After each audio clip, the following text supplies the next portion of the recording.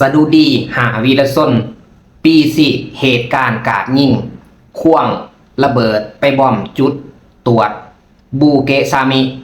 จังหวัดนราธิวาสพี่น้องกราบสบายดีพี่น้องชาวลาวพี่น้องชาวไทยพี่น้องมื้อนี้สิมาเว้าเรื่องเหตุการณ์ที่เกิดอยู่ประเทศไทยเนาะพี่น้องเนาะที่มีการ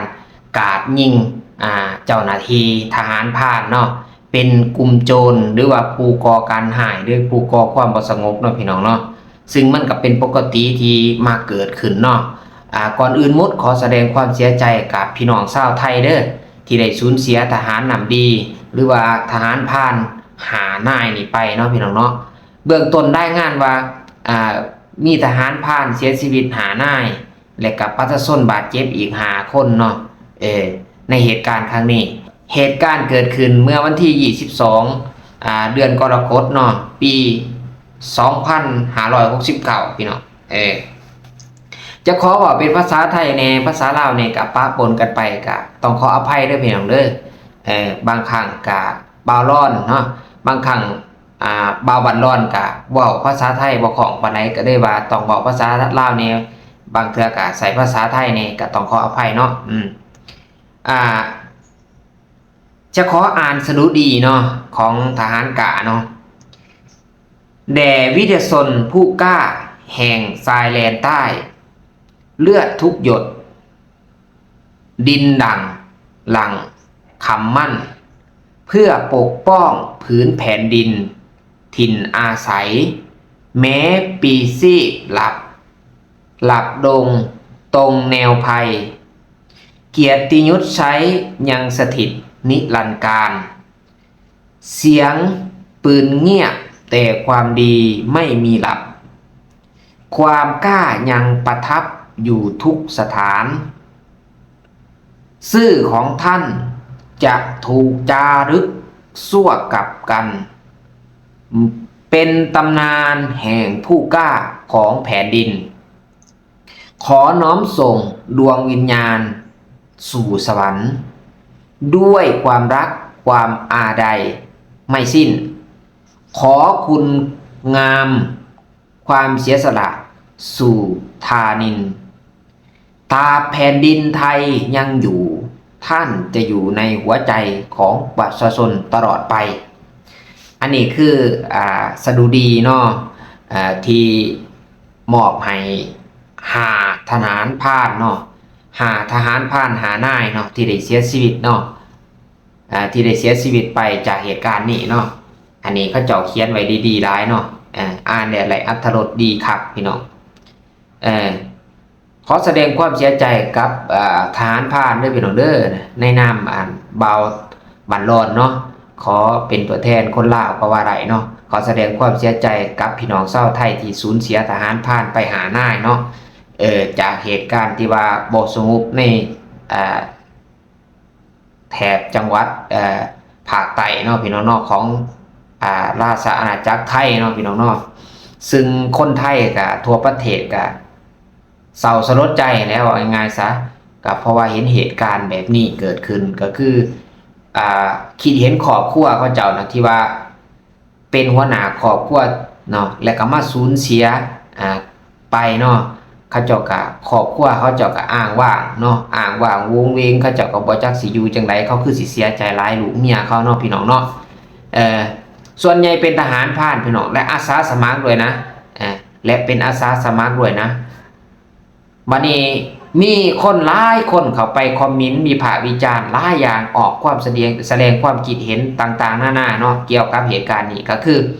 มันมีเหตุการณ์ก่อนหน้านี้นะที่ว่าตำรวจเนาะตำรวจทางหลวงนะไปกักทหารพรานตอนที่ว่าเพิ่นเดินทางกลับบ้านนะและก็พบปืนนะเขาเจ้าพบปืนกันครบได้เพราะว่าเขาพบไปเพื่อว่าป้องกันตนเองเพื่อมันเป็นไซเลนหรือว่าเป็นภาคใต้ที่ก่อความบ่สงบอยู่แล้วเนาะเขาเจ้าก็เพื่อป้องกันตนเองเนาะพี่น้องเนาะบัดนี้ก็มีคนไปคอมเมนต์ให้แสดงความคิดเห็นเนาะในเชิงว่าให้พวกตำรวจที่ว่ากักทหารพรานน่ะให้มารับผิดชอบให้มาตายให้มาปี10แทนทหารพราน5 นายเขาเกงได้ เก่งแต่จับทหารพรานประมาณนี้นะพี่น้องเบิ่งที่บัดเวลาเสียชีวิตผู้ใดเสียชีวิตทหารพรานบ่แม่นตำรวจนะบ่แม่นตำรวจนะมีแต่ทหารพรานเสียชีวิตอันนี้เขาเว้าในเชิงลักษณะเว้าแซะไปใส่ตำรวจเนาะพี่น้องเว้าแซะไปใส่ตำรวจที่ว่าอะไร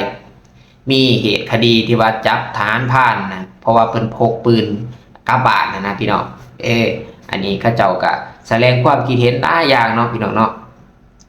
เรียนสิมาอ่านรายชื่อสู่ฟังบ่าที่ว่าเพิ่นได้เสียชีวิตไปเนาะหานายมันมีภายในเนาะขอสดุดีวีรชนทหารกล้าหานายก็คือจ่าสิบเอกวีรยุทธโสมาเกิดอาสาสมัครทหารพรานวิมุลหลาบทองอาสาสมัครทหารพรานนัทสิทธิ์แก้วเสนาอาสาสมัครทหารพรานสราคุริงปิอาสาสมัครทหารพรานซาการิญาเจนะเนาะถ้าว่าเว้าผิดก็ต้องขออภัยนำหลายๆเด้ออ่านภาษาไทยบ่คล่องปานใดเนาะพี่น้องเนาะบัดนี้ผู้เสียชีวิตนี้เนาะจากเหตุการณ์คนหายใส่อาวุธปืนพี่น้องและก็ขว้างระเบิดไปใส่ป้อมโจมตีจุดตรวจบูแกะซามิอำเภอละแงจังหวัดนาราธิวาสเนาะเมื่อวันที่22กรกฎาคม2569ที่ผ่านมานี่เองเนาะการจากไปของวีรชนทั้ง5 นาย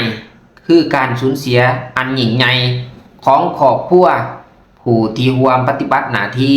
และพี่น้องประชาชนในจังหวัดชายแดนภาคใต้ของพวกเขาได้อุทิศชีวิตเพื่อปฏิบัติหน้าที่ในภารกิจปกปักรักษาเนาะปกป้องประชาชนรักษาความสงบเรียบร้อยและพิทักษ์แผ่นดินไทยด้วยความกล้าหาญเสียสละและยืนหยัดในหน้าที่จนวาระสุดท้าย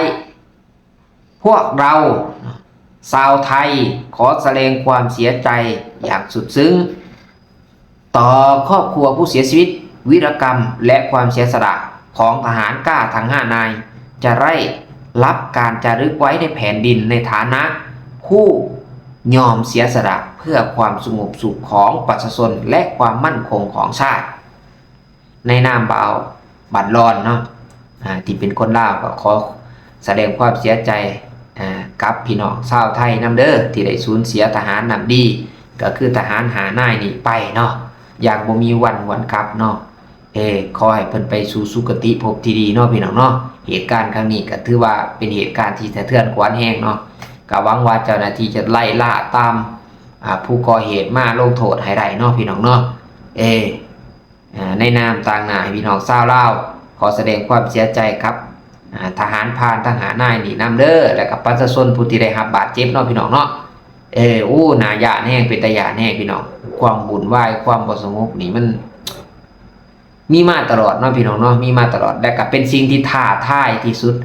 ต่อเจ้าหน้าที่ผู้ปฏิบัติหน้าที่ในเขตชายแดนหรือว่า3 จังหวัดชายแดนภาคใต้เป็นบอนที่ว่าซุ่มเสี่ยงเป็นบอนที่ว่าหวาดเสียวว่าซั่นซะพวกเขาเจ้านี่เสียสละแห้งเลยเขาจะเป็นทหารนี่เขาเสียสละแห้งได้ยินว่าเงินเดือนก็น้อยอยู่ในจุดซุ่มเสี่ยงอีกจากขอบจากครัวไปอยู่ในจุดซุ่มเสี่ยงเขาเจ้าเสียสละอันยิ่งใหญ่คันสำใดสำนึงบ่มีคนอยากไปทุกข์ไปยากไปลำบากหรอกพี่น้องไปบอนธุระกันดารห่างจากครอบครัวเนาะแต่ด้วยความรักชาติด้วยความเสียสละของเขาเจ้าเพื่อพี่น้องประชาชนเขาเจ้าเฮ็ดได้ทุกอย่างในทหารนี่นะพี่น้องน่าเห็นใจเขาเนาะพี่น้องเนาะน่าเห็นใจเขาเด้อพี่น้องเด้อเขาทุกข์ยากลำบากหลายหลายเขาเสียสละหลายพี่น้องบาดเจ็บจักเสียชีวิตจักเท่าไหร่ตั้งแต่ไรมาเนาะทหารนี่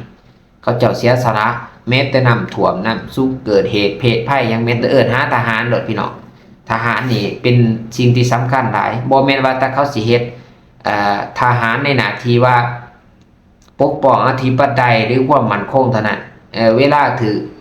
อุทกภัยน้ำท่วมไฟไหม้อหยังต่างๆเนาะภัยธรรมศาสตร์ก็เป็นทหารนี่ได้ไปซอยเนาะพี่น้องเนาะบ่ว่าแต่ประเทศใดคือกันทหารนี่ถือว่าเป็นผู้เสียสละที่ยิ่งใหญ่ดีรอได้คันบ่มีความอดทนภาคเพียรพยายามแม่นอยู่บ่ได้พี่น้องถ้าไม่มีความภาคเพียรอุตสาหะพยายามนี้เป็นทหารไม่ได้เขามีความอดทนอดกั้นที่สุดนะครับโดยเฉพาะพี่น้องชาวไทยนะครับที่เข้าใจเรื่องนี้ดีนะครับทหารพรานนี่เป็นทหารที่เงินเดือนก็น้อยเขาเสียสละเพื่อประเทศชาติบ้านเมืองเพื่อความสงบร่มเย็นและความมั่นคงของชาติเขาสูญเสียไปยังไม่พอยังทำให้ครอบครัวเขาเจ็บปวดอีกเขาเสียหัวหน้า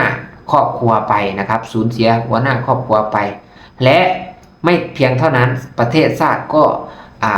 ขาดทหารน้ำดีแบบนี้ไปอีกนะ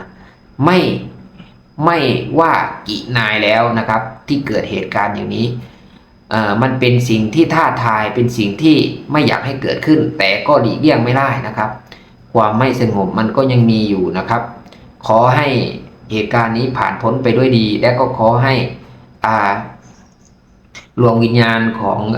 ทหารทั้ง5 นายนี้ผู้ปีชีพเพื่อประเทศชาติเพื่อความมั่นคงเพื่อความสงบเย็นเป็นสุขของประชาชนนี้ไปสู่สุคตินะครับทหาร5 นายนี้ไปสู่สุคติภพที่ดีด้วยนะครับผมสำหรับวันนี้ผมก็ขอตัวลาทุกคนไปก่อนครับและถ้ามีข่าวอะไรที่น่าสนใจผมจะมาอัปเดตสู่พี่น้องฟังอีกนะครับขอกล่าวคำว่าสวัสดีครับ